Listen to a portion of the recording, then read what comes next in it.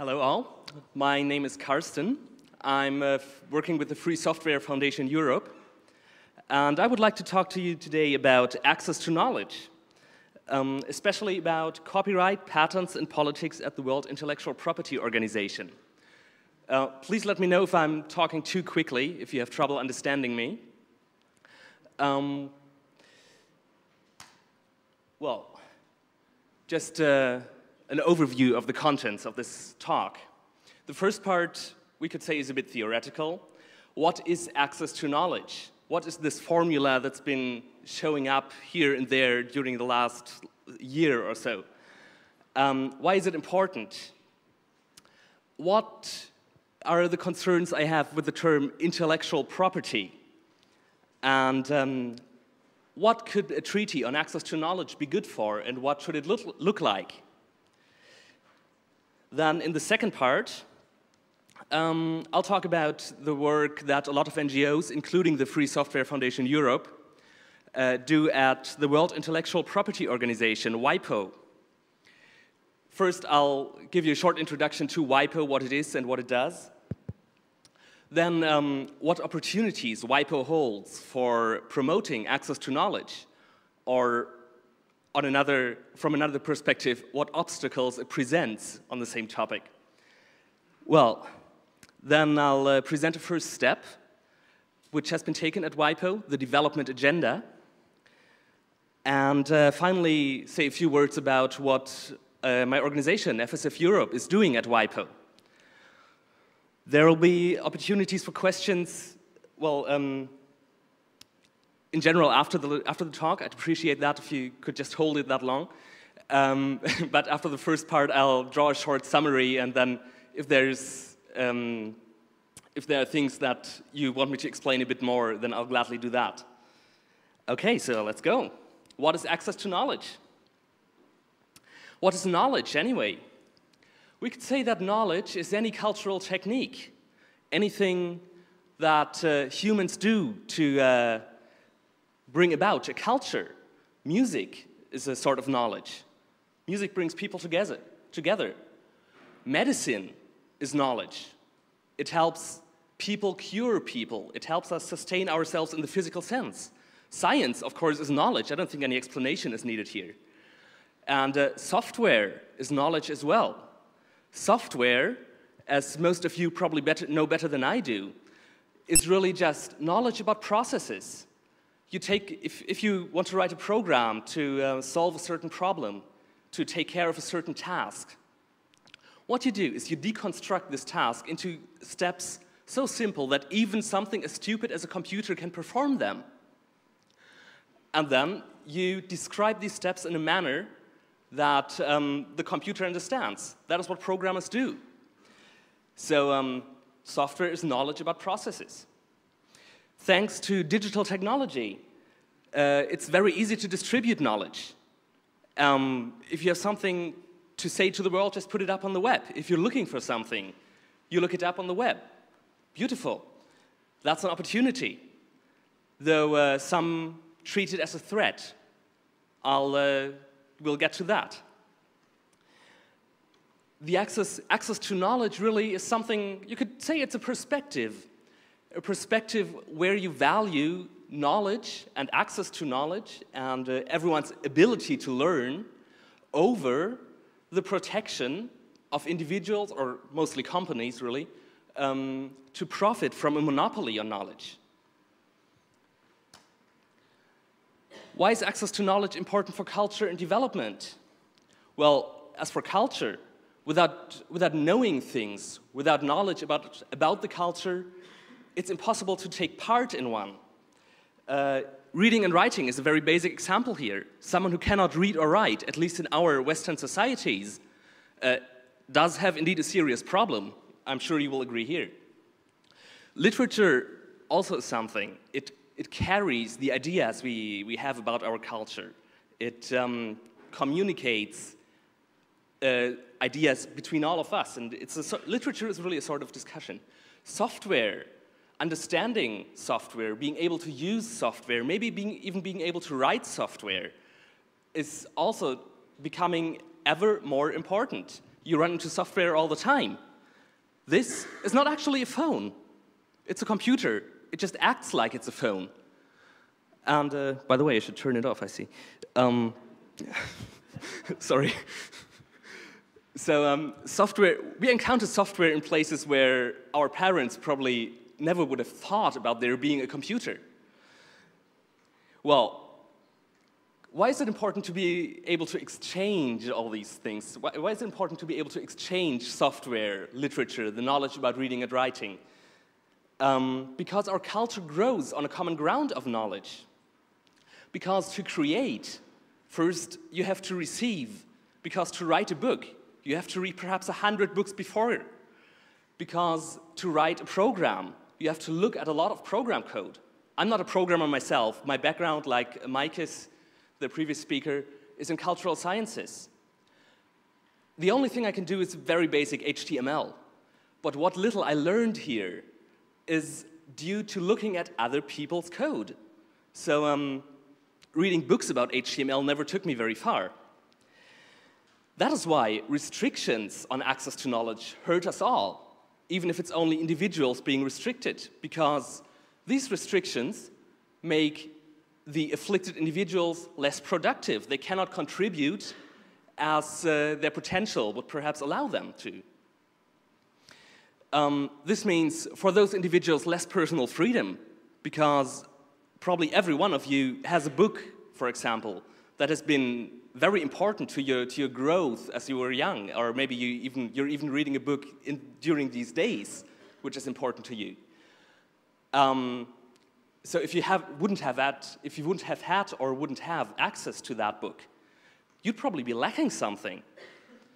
But for all of us, as a collective, as a culture, restrictions on knowledge, restrictions on access to knowledge, mean that if all the individuals making up the collective do not reach their full potential because of these restrictions, then we as a society, as a whole, as a collective, we will not reach our full potential, be it in the cultural realm or in the economic area.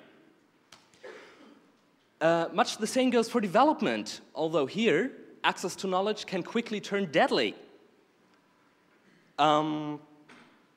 Developing countries suffer a lot more from access restrictions than we do, because in the Western world, in the rich countries, in case of doubt, we can buy our way out of restrictions. We can buy a license. We can buy a book. That is something that many people in developing countries just can't. It's not an option for them, because they have to buy food first. So, for example, even if a developing country or a least developed country manages to print a school book, manages to set up this rather complex process, would manage to distribute the books through the schools, they might run into trouble when it comes to paying the licenses for the educational texts they want to use. There might just not be the money for this kind of thing. Even more dramatic and even more obvious is the lack of money in the area of medicines. If the best example really is AIDS medication, where there is still an ongoing struggle between the pharma companies and NGOs helping people, most of all Médecins Sans Frontières, excuse my French, Doctors Without Borders, who are running an access to essential medicines campaign. Because, for example, maybe if you've run into this, at the end of the 90s, South Africa realized that they were suffering from a most severe AIDS problem. And what they didn't have the money for was buying the medicine to at least, while you cannot cure AIDS, you can sort of soften the impact. And so South Africa went ahead and said, well, you know, there's AIDS medication, but it's patented. And the pharma companies are charging way too much money for the license to use the patent. So what we do, we declare a national emergency and go ahead producing this regardless of the patent. That's what they did. And the pharma companies went to court and sued South Africa. They eventually had to pull back the suit because of international pressure, because of the pressure that Doctors Without Borders and other NGOs created. So, you know, medicines can be produced very cheaply. It's not hard to make a pill. What's hard is to know what to put into it and how exactly to manufacture this active component, and that's what the patent is on. So if you're able to produce and distribute medicine at marginal cost, meaning only the cost of producing the pill, not the cost of the license, you as a developing country, no, developing countries do have great advantages then. So it's easy to see why these restrictions on access to knowledge in the educational realm or in the medical realm, I'm just using these examples here, how they block development. Sick people can't work. Uneducated people are not going to be very productive. Another point is that what is good for developing countries usually helps us too. If it's easy to get permission to use copyrighted material in education, education will get a lot more interesting and rich, even here, because our schools do not have too much money either. It's not as bad as in Zimbabwe, say, but still. So generous fair use, this is what it's called if you're given sort of leave from copyright, if you're allowed to use something even though it's copyrighted. And alternative licensing models, like the GNU licenses, the GPL, or Creative Commons licenses, are potentially very useful because they permit us all to access knowledge. But how is access to knowledge regulated? Those of you, who has heard the 2 preceding lectures? Just raise your hands, please. Okay. Now I'll just do a short introduction then. So I'm talking about mainly 2 modes of regulation on access to knowledge here. One is copyright or author's rights, Urheberrecht. The other would be patents, because that's those are the ones that have the most impact. Copyrights, to start with, go for text, for music, for software, and give economic and sometimes moral privileges to the creator of a work or to the copyright holder who has bought the copyright from the creator, which is much more often the case. For example, music companies buy the copyright from the creators of the music and then hold the copyrights. That is why I'm going to refer to them as rights holders. Copyright protection now lasts in Germany 70 years. In the United States, it's author's life plus 70 years. So if an author creates something at 30 today and goes on to live for another 50 years, and then has 70 years copyright protection, that makes 120 years. That's pretty impressive, especially regarding the fact that copyright is intended as an incentive for people to produce. So what good is it to give an incentive to produce to a dead person? I'm not going to produce anything if I'm dead, no matter how much you pay me. For patents, it's not quite as dramatic. Patents refer to technical inventions, such as machines using the forces of nature. That was in the software patent debate that got very heated this summer, an important formula. Patents confer exclusivity on an invention in exchange for publishing how this invention works. Then the person holding the patent, or the company usually holding the patent, because asking for a patent and administering one, especially enforcing one, is very expensive. So it's usually a company behind those. Gets 20 years to profit from this exclusively. Afterwards, it's public domain, like copyrighted things that where the protection has run out. They go into the public domain, it's called.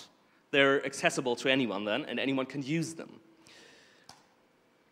So why haven't I been using the term intellectual property so far? Because I don't like it. Because I think it's a propaganda term, really. I especially dislike the property part in intellectual property, because it's simply ideas, knowledge is not material property. As Maike, my predecessor here, has mentioned, knowledge can be copied, can be distributed at no cost, or at least can at least be copied at no cost, and in any quantity you want.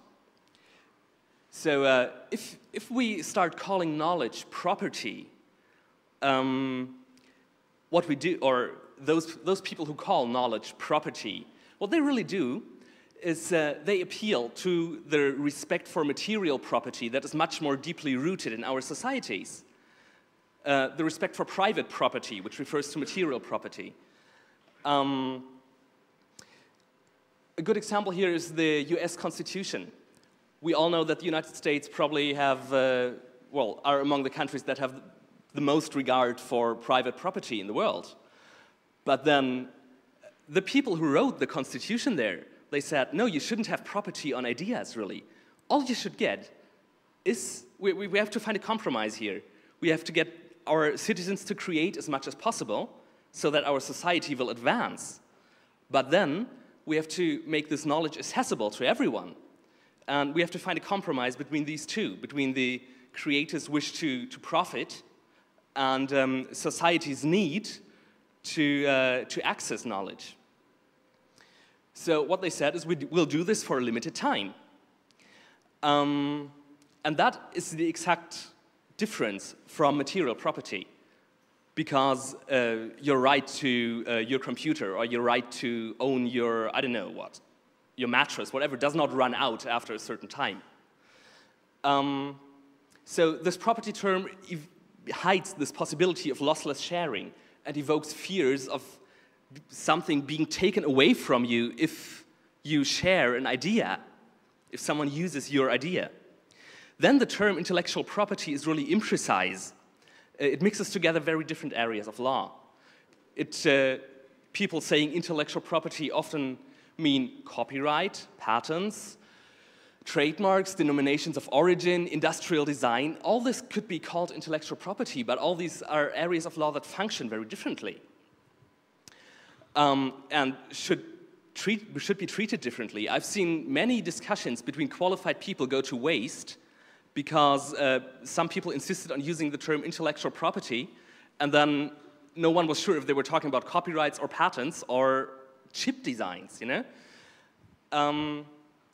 Besides, as I've mentioned, the term ignores that copyrights and patents are just tools to achieve greater creativity in society. They're there to give an incentive. But in my opinion, they're being mishandled right now. They're being handled or changed too much in the favor of the rights holders, and the aspect that they're really there to benefit the public has been almost forgotten. So what is intellectual property then? Let's say it like this. It's monopoly privileges. A copyright is a monopoly privilege given for a certain time. A patent is a monopoly privilege. That's important to remember. So where do we want to go? FSF Europe is among a group of organizations working for a treaty on access to knowledge. This treaty would, if all goes well, be an international treaty at the United Nations level, much like the TRIPS treaty I'll mention in a second, to put the public first, to get patents and copyrights back to their original function of fostering creativity instead of just being a tool for profit. There's nothing wrong with profit, don't get me wrong, but society has to come first. So this treaty would create a legal base to protect cultural freedom. It would be a sort of TRIPS in reverse. Who of you has heard of TRIPS treaty? Who of you has actually read a bit of it? All right. Then I'll just say a few words on that. The TRIPS stands for Trade-Related Aspects of Intellectual Property Rights. It's a treaty signed in roughly 1995 by the members of the World Trade Organization. And it sets minimum standards for monopoly protection. It says, for example, all the countries that have signed this treaty have to have copyright durations of 50 years, minimum. They can go above it if they choose. It says, for example, all the countries that have signed this treaty have to have patent protection of 20 years. All the countries signing this treaty have to provide for legislation to enforce these monopoly privileges. And this slide is supposed to be a very, very short comparison of the TRIPS treaty and the proposed Access to Knowledge treaty. While TRIPS sets minimum standards for monopoly protection, the Access to Knowledge treaty would set minimum standards for access to knowledge. And so the TRIPS treaty, in setting minimum standards, says you can always go above it. You can extend the duration of copyright. You can restrict even further what normal people with not-for-profit motives can do with copyrighted material. The Access to Knowledge treaty, which on the other hand say you must provide a minimum of access. And if you choose to, as a country, if you think it's beneficial to your society, you can go and give more access and give less protection to the monopolies. The durations are just one example, but they're the most clear. That's why I'm using it here. Very important also, the TRIPS treaty puts down all the required mechanisms for monopoly protection. It says you have to have this kind of institution, you have to have this kind of law that allows rights holders to enforce their monopoly privileges. While the Access to Knowledge treaty enumerates the required freedoms, it says you have to allow your people to do this and that and that and that with the material. But if you manage to give all these permissions and still tighten monopoly protection, then fine. But you have to give these permissions. That's the end of part one. I'll just to summarize. I hope to have made the point that access to knowledge is essential for culture and development, because it really knowledge is really what integrates us into a culture. Then that the term intellectual property is really a mistake. It really refers only to monopoly privileges on ideas. And this is why we need why we need a treaty on access to knowledge to protect our cultural freedom from restrictions like those of the TRIPS treaty and from restrictions that are much stricter, the so-called TRIPS plus treaties, which are coming right now. Because the rights holders, above all companies like Time Warner, Sony, BMG Universal, etc., say, well, we need more protection to be able to, pay our bands more, which really means pay our managers more. And that is why we need treaties that have the TRIPS protection plus something. So it's the TRIPS plus treaties. Okay, any questions so far? Yes?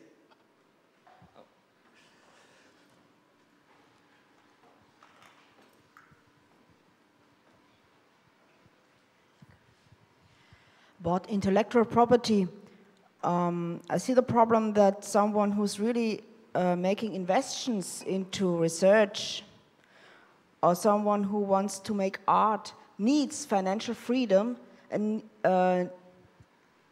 has to get that back in some way. Absolutely, I agree. And the Access to Knowledge Treaty and our work is not about taking away the financial incentive to develop ideas.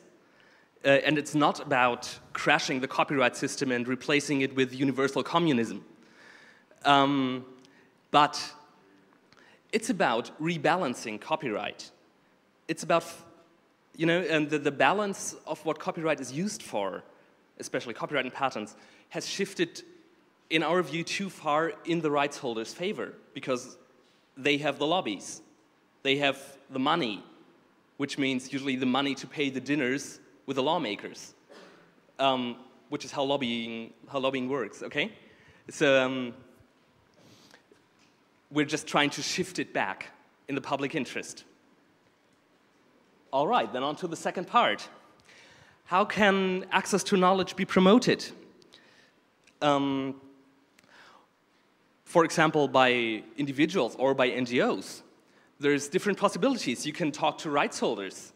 You can go to them and say, look, there's this new thing, it's called, for example, Creative Commons, and it's really cool. And you could, if you adjust your business model in the right way, you stand to profit a lot from this. So, and we could explain them how. And some of them might actually pick up on it. It's much more obvious in the software range, where there are indeed many small, medium-sized companies that do, for example, GNU Linux support.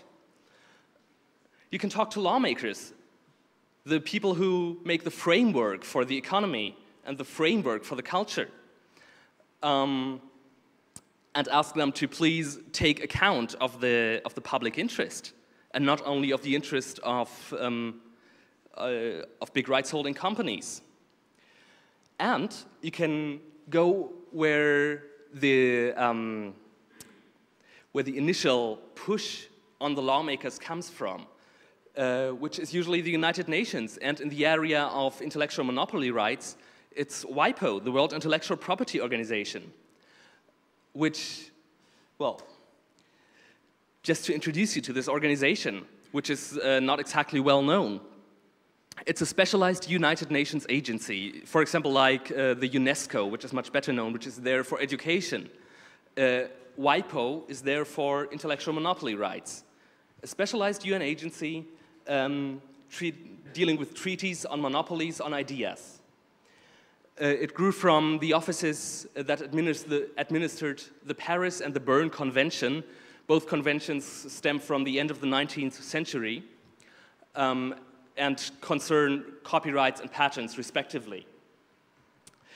WIPO sees as its mandate, I quote, to promote the protection of intellectual property throughout the world. If you look at this closely, you will see that it's about protection and intellectual property. They're pushing, the direction of their work is really just to tighten the enforcement of monopoly privileges. They're not about access, at least not until now. They're about restricting access to knowledge as far as possible, about turning knowledge, making knowledge scarce, so that you can put a better price on it. What does WIPO do? What is in its tasks? It drafts and administers treaties on intellectual monopoly rights. The TRIPS treaty would really have been something for WIPO. It did not end up there. It ended up at the World Trade Organization for reasons of internal United Nations politics, especially because the United States thought that WIPO was too much in favor of the developing countries. Well, which might tell you where the WTO stands. WIPO does technical assistance, as they call it. They send people to developing countries to help these countries set up enforcement offices for monopoly rights on ideas. This is a problem, especially in two ways. One, it costs scarce resources. It might be, well, it might be more essential to provide clean water to your population than to set up an office that takes the money from the country and channels it to Time Warner and Sony. Because the money is really needed in the country. It's not needed in the United States, at least not as badly. Or in Europe, for that matter. And while they're there, these WIPO officials helping to set up these offices and teaching the people who are going to work there the basics of intellectual monopoly rights, often forget that even the TRIPS treaty has certain flexibilities. They just don't tell these people, you know? They don't mention to them that, for example, the TRIPS treaty gives every nation a right that to, for example, in the case of a national emergency like South Africa experienced, to issue compulsory licenses, meaning to take a patent from a company and say, well, sorry, we can't respect it. Our people are dying. We just allow this and that company in our country to manufacture medicine. TRIPS does sort of allow this. And WIPO officials sometimes don't tell the people they're educating there about this. But then WIPO only sets the framework of the framework for the laws that the member countries then are going to implement. So what is decided at WIPO is not written in stone there. Each country has its own ways of interpreting this. Well, after talking about what WIPO does do, now for what WIPO could do, in our opinion, and what WIPO would be an excellent tool for once we've reconfigured it a bit. WIPO is sort of the master key to this international system of intellectual monopoly rights, the root axis, if you will. If we could get WIPO to implement corresponding treaties, like the Access to Knowledge Treaty, we could get it to put public interest before individual profit. We would not have to fight this out in every single of the 180-something countries that populate this world. No, it would just, one organization would do. We could stop the TRIPS Plus treaties. Some are really more curious, like for example, the proposed broadcast treaty, which is being negotiated right now, which would give a sort of something copyright nobody really understands to organizations for the mere act of broadcasting something. So if I'm a radio station and I have an author coming to me saying, look, I got this great feature and I have the copyright in it, would you please broadcast? We negotiate a treaty. I, as the radio station, broadcast this. Fine, that's how it works today.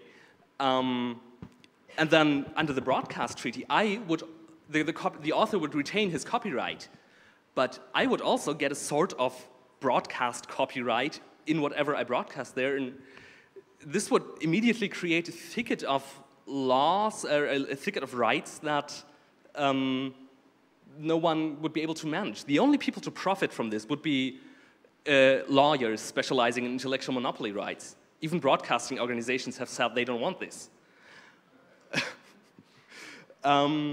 We could use WIPO to shorten copyright duration the world over. So while TRIPS says you have to have a minimum of 50 years of copyright protection, an Access to Knowledge Treaty says, there's a proposed draft, says you can only have a maximum 50 years of copyright protection. If you choose to go below it, fine. This is the sort of limit we could implement there. We could put limits on patentability. We could end the software patent debate once and for all. Also, there's no need to patent medicines, really. India, for a long time, has only protected them by copyright, and went quite well. Patents on life are another debatable matter. And we could stop the criminalization of copyright infringement. Today, if you infringe someone's copyright, you don't go to jail necessarily. Rather, they can come to you and say, well, you've infringed my copyright, I've lost money because of that, would you please repay that money? And you say, okay, here's your money. That's how it works, and sometimes there's a court in between, but not necessarily. The EU is handling one or two proposals where the mere act of unauthorized copying, which some people choose to call piracy, becomes a crime. So it's something you go to jail for. And only recently some managers of big companies have spoken up and said, well, but this is stupid. We have our engineers. If they, for example, don't know the whole market and they develop a new idea, which someone else has had before, it happens, and we sell this, and we're unaware of the copyright, all of a sudden we're committing a crime. Our managers go to jail. This could create a problem. We don't want to go to jail. So there's even big rights-holding companies in countering that. Well, a first step now into WIPO, a first step towards access to knowledge, towards changing WIPO into an organization promoting access to knowledge instead of promoting ever more restrictive handling of intellectual monopoly rights, is the so-called development agenda. This is a proposal brought on by a group of countries, calling themselves the Friends of Development, led by Brazil and Argentina. I've listed some of the others here. Actually, by now, some 100 developing countries have signed on to this. And they say, we want to reform WIPO. We want WIPO to put more emphasis on the public interest instead of only looking towards ensuring the greatest possible profit opportunities for rights holders. And this could be done in a number of ways, which, the documents are online if you choose to read through all 100 pages. But, for example, promoting technology transfer. Having more open conditions for developing countries to make use of patents of the developed world. Or safeguarding public interest flexibilities, the way the Access to Knowledge Treaty would do. Actually writing down all those exceptions everyone is using every day, like the use of copyrighted material in education. That's very important. And then, finally, the development agenda says, well, WIPO should have its work reviewed, which is something that most organizations do. Companies pay a lot of money to consultants to review their processes because they know it's good for them. WIPO says, nah, we don't need this. No, we're doing it right, don't. It would cost money to review, you know? What's happened with the development agenda? Until now, it's mainly been talks about procedural matters, which some people suspect is a blocking strategy by the Western countries, especially the United States, which are totally opposed to the development agenda. So finally, they've agreed to have 2 more meetings in the coming year, in February and June, I believe, and then produce recommendations on what to do with the development agenda for WIPO's General Assembly. So this is a very slow process. There are no fireworks usually in the United Nations processes. It's all big mountains of paper and lots of boredom. But what is important, in our view, is that the debate about access to knowledge has reached the United Nations level. It's there. It's being debated in diplomatic assemblies. And it will not go away anymore, that simply. That is why the Access to Knowledge Treaty is important. Let's see what we have here. Oh yeah, that's why the Access to Knowledge Treaty is important, because it provides the draft that has been drawn up in May last year, provides a sort of rallying point for a lot of NGOs who came together to negotiate this draft and say, okay, this is what we need. We are the organization of blind people. We need this and that in the treaty. We are the organization of the hearing impaired. We need this and that. With the Free Software Foundation, we want, for example, a prohibition of software patents. So that's what this Access to Knowledge Treaty is good for. And we hope to take it much further. What does the Free Software Foundation Europe do at WIPO? We believe that free software is essential for access to knowledge. Maike, before this, has talked about free software and the digital divide. We believe that software, being codified knowledge, really should be accessible to all. And with the GPL and some other licenses, we have the tools to do it. Then we inform country and industry delegates about free software alternative models, because many of them have not actually heard that there is such a thing as free software. And we usually put on suits and ties and go all, and talk to them very nicely, hand them fancy cards and all that, because we want to, we want to show them that we're in favor of business if you just do it right. Then, improve the legal conditions for free software, like prohibiting patents, getting free software into WIPO's development work, getting WIPO to, in the way of technology transfer, teach developing countries about free software. That would be a great thing if they could just take on that task. And of course, we connect with other NGOs. That's how a good part of the Access to Knowledge Treaty came about, because all the NGOs met at WIPO and said, oh, look, there's something going wrong here. And finally, we want to turn WIPO from the World Intellectual Property Organization into the World Intellectual Wealth Organization, because we believe that really, there is a good place for such an organization promoting intellectual wealth the world over. Just to summarize this part, WIPO is the root access to international treaties on intellectual monopoly rights and access to knowledge.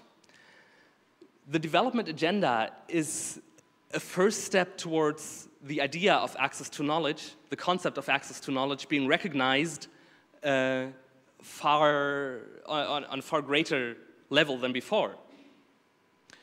And the Free Software Foundation Europe, together with many other organizations like the Electronic Frontier Foundation, like Doctors Without Borders, is working to turn WIPO into a world intellectual wealth organization. So what can you do? You don't have to sit by the sidelines. You can stay informed, at least. You can read about this. You can discuss this. The topic is becoming ever more important, and there's more and more being written about it. And if you start writing about it too, run a blog, do something, that'll be a contribution. You can lobby politicians and businesses. You can go to them and say, hey, look, this is what's important to me, or I have a software consultancy, and this is why, for example, we need laws that that leave space for free software, or this is why in public tender, free software needs a place. You can criticize the concept of intellectual property, because it's really a propaganda term, because it's not property, because it's a monopoly right, and there's no need to handle it as restrictively as is being done right now. You can pick your favorite public interest NGO and support it. We wouldn't mind, frankly. We have a support club, the Fellowship of the Free Software Foundation Europe, reachable under fsfe.org. And with the, well, there's a yearly fee of, if you choose to pay full fee, 120 euros, minimum 60. And with these fees, it's been up for about a year now. With these fees, we've, for example, managed to hire someone working full-time for us in Brussels, which we just couldn't afford before. And this person has been very instrumental in the fight against software patents. You can promote alternative models, create and use free software, and create and use free content. Show your friends what's cool about free software. And you finally can explain the problem to two of your friends. Even if one forgets, the other one will carry it on. That was that. Questions, please.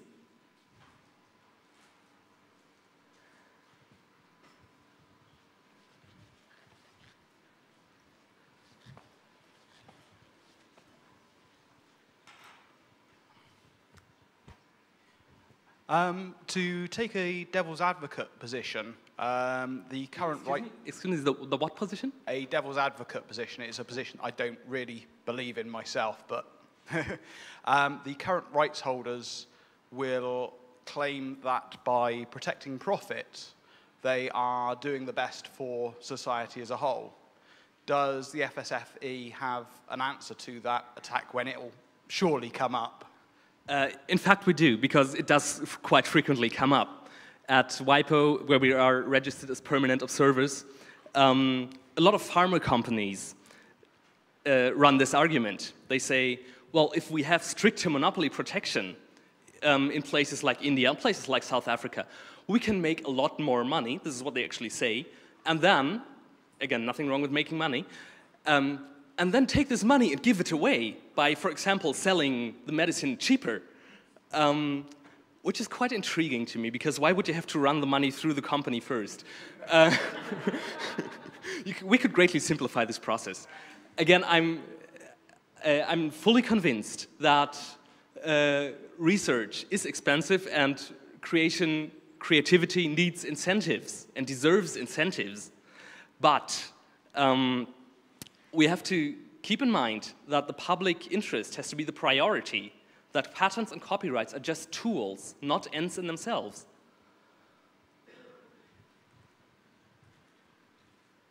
More questions, please. I can't have been that clear, possibly. Or are you just tired?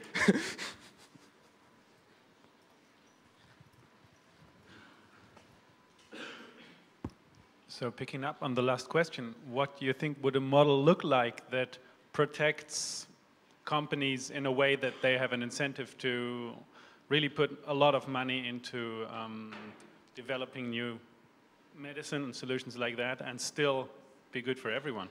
Well, we don't need a big new model. I'm not proposing a great new office anywhere, no. Our conviction is that the current copyright and patent system is basically just a good thing. It just needs to be tweaked back to where it came from. It just needs to be, well, not even restructured. We just need to adapt the terms, so to speak, so that the public can profit. And there is a lot of leeway to left open to maneuver here. You know, we can do this without driving all the companies into ruin.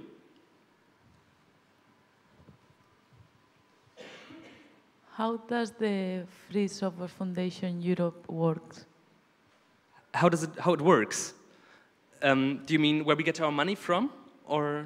No, where are you? How many people is involved on the foundation? Well, we're basically a volunteer organization. We started in 2001 and have since, well, we're a core team of maybe 12, 15 people, structured as a Verein in Germany, well, an association, a non-profit association. But we're a European network. So there's a General Assembly meeting once a year where people from all over Europe, I think it's 12 members in the General Assembly right now, come and decide on the administrative issues and take care of all the legal proceedings necessary for such an association. And then we have a lot of very, very helpful volunteers, mostly coordinated via mailing lists or the fellowship, who do, for example, translation work, who develop new ideas, new projects, and say, well, look, I've got an idea here, and I would like your support for it, and what could we do? We have, at the moment, I think, 4 full-time people. Our president, Georg Rewe, a press speaker, the person in Brussels, and, oh yeah, half an Italian chancellor. Well, he's, he's working half-time.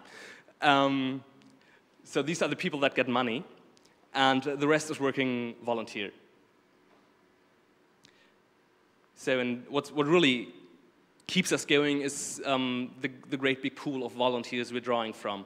There are, in most European countries, national chapters, more or less developed, that contribute a lot to our work. By the way, we're having a fellowship party on the 19th of January here in Berlin, in the New Thinking store, in case you know it. They have little flyers or booklets lying around here. You'd all be very welcome. I'd be glad to see you there.